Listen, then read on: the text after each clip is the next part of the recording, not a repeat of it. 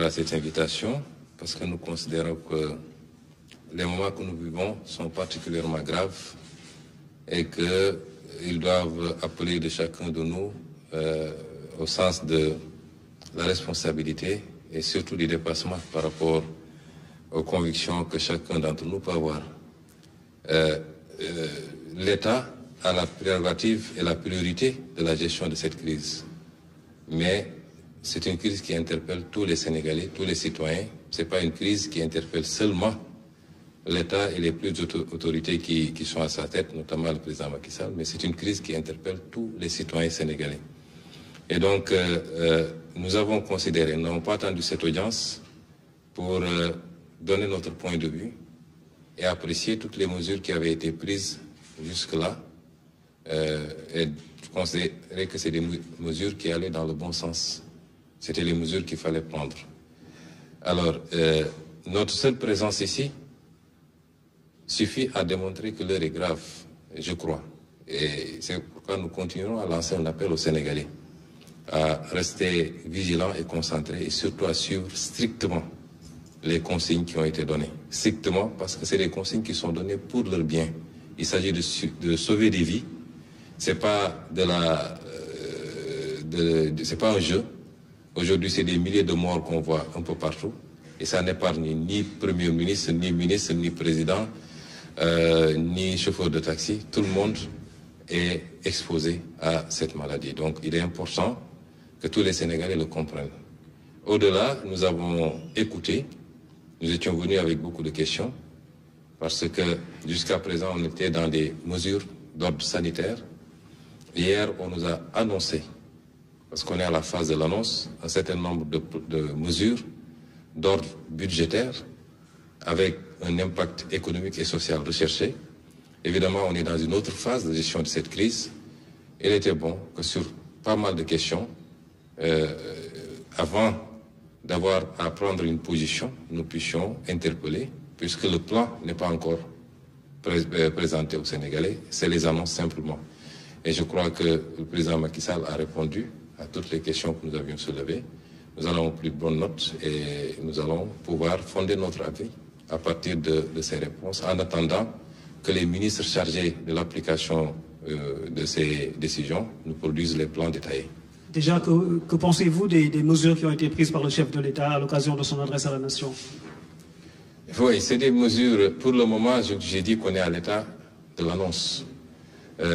Nous avions des questions que nous avions posées. La première, c'était la nature de l'état d'urgence. Est-ce qu'elle est générale ou est-ce qu'elle est d'ordre strictement sanitaire? Nous avons demandé au président de la République s'il envisageait d'aller au-delà en invoquant les dispositions de l'article 77 de la Constitution, parce que ça nous interpelle. Je ne vous dirai pas pourquoi maintenant. Nous avons considéré également qu'on n'a pas encore les détails sur qu'est-ce qui va alimenter ce fonds, 1000 milliards. Vous savez, aujourd'hui, nous n'avons pas de marche. La Banque centrale européenne a dégagé une enveloppe de 750 milliards d'euros. Le Fed aux États-Unis a dégagé une enveloppe de 500 milliards, mais la BCEAO ne peut pas dégager d'enveloppe parce que nous avons une contrainte liée à notre monnaie, simplement. Après, qu'est-ce qui reste? C'est de recourir au budget et reconnaître tous qu'il va falloir qu'on creuse le déficit. Il faut recourir au FMI, droits de tirage spéciaux. Peut-être on a 100, 150 milliards à tirer là-bas, peut-être la Banque mondiale. Mais ensuite, il faut réorganiser notre budget. Mais nous voulons voir tous ces détails. Il faut de l'argent pour gagner une guerre. Il faut chercher cet argent. Nous avons été rassurés que l'argent, nous l'aurons. Après, où va cet argent? C'est aussi important. Il ne faut pas que cet argent soit dépensé simplement à acheter des 4x4 pour des soi-disant structures qui vont lutter contre le virus, ou bien que dans l'allocation de cet argent-là, ça profite à quelques lobbies et que ça n'aille pas vraiment à la gestion de la crise. Ça, c'est extrêmement important. Et c'est un plan détaillé qui nous permettra de voir. Déjà, j'ai dit carrément au président que je ne suis pas d'accord avec les mesures fiscales du moins. Les mesures d'annulation de dette fiscale, surtout quand c'est fait de manière généralisée, ne sont jamais de bonnes mesures. Vous ne pouvez pas mettre dans la même panier ceux qui ont carrément commis des crimes fiscaux, notamment collecter de la TVA et ne pas la reverser, ou collecter de l'impôt sur les salaires et ne pas reverser, avec ceux qui peut-être ont commis des erreurs de bonne foi, c'est des questions d'interprétation, etc., etc. Mais nous avons considéré qu'il est plus pertinent de demander simplement un moratoire, de repousser le paiement de ces dettes fiscaux, puisque nous-mêmes, d'après ce qui m'a été dit, nous allons demander aux bailleurs de nous octroyer un délai pour le paiement de notre dette, plutôt que de procéder à l'annulation d'une dette, pour que ça aille simplement dans des poches et non pas dans la lutte réellement contre la pandémie ou la relance de l'économie. Ça, c'est les problématiques que nous avons posées. Nous avons considéré que les 50 milliards alloués aux mesures sociales nous semblent assez peu. Notamment, si vous avez une enveloppe de 1000 milliards, vous connaissez la situation du pays. Je crois qu'il faut envisager mettre un peu plus. Nous n'avons pas entendu de mesures pour les salariés, par exemple, également. Il n'est pas question pour nous de dire, oui, les gens ne vont pas payer ceci ou cela. Il y a beaucoup de choses qui se disent, on ne paye pas le loyer, on ne paye pas l'eau, on ne paye pas l'électricité. On n'est pas à ça, puisqu'on n'a pas prononcé une mesure de confinement.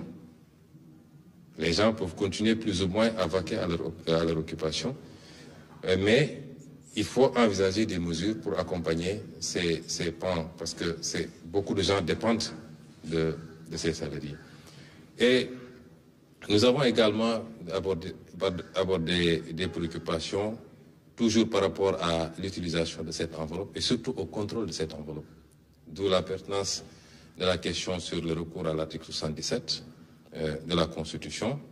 Nous considérons qu'il faut absolument, évidemment, nous sommes en crise, ça justifie cette solidarité et qu'on mobilise les fonds, mais en aucun cas, il ne faudrait qu'un seul franc destiné à ce combat se retrouve ailleurs que de droit. Et ça, c'est extrêmement important. Et c'est une gestion transparente et rigoureuse qui nous le permettrait. Nous ne voudrons pas que la crise serve à justifier un certain nombre de comportements et que l'argent qui a été mobilisé et qui sera dans tous les cas payé par les Sénégalais. Il faudra un effort national, un sacrifice pour que cet argent-là soit payé par les Sénégalais. Il ne faut pas que cet argent-là se retrouve ailleurs que dans la lutte contre le virus, mais également dans la relance de l'économie qui sera impactée par cela et surtout dans les mesures d'appui sociaux.